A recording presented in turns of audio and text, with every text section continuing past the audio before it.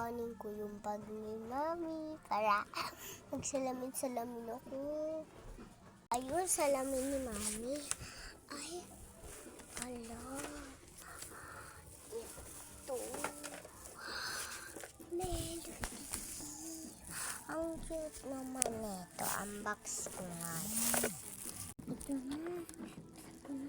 Ayan na. Subukin ko ng glass ni Mami.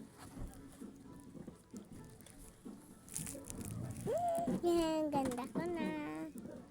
Bating ko na nga. Baka makita ko ni Mami. Ay. Lalagay ko ito. Sampa. Saan pa yun? Ay, wala na. Isasarado ko lalo. Melody kasi ito. Ang ganda-ganda.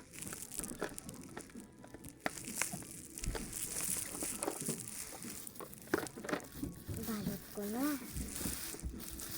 Ito pala, yung salamin-salamin ni Mami. Nakalimutan ko eh. Nakalimutan ko, ganito pala kaganda. Ganda, mangingi ako 10 mamaya, bibili ako kila Ate Jo.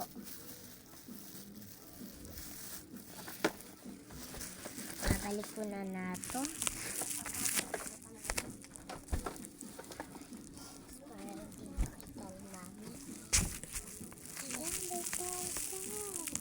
Pabili nga po.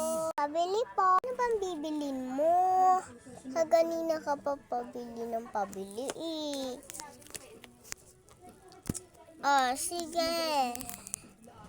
Huwag ka kasi dito. Kasi sarado na kami. Bukas pa kami magbubuka.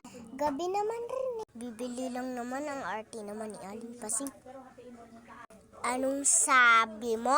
Narinig ko yon. Wala po. Uwi na po ako. Walang uuwi kapag hindi mo pa sinasabi. Ang sinabi mo ko kanina.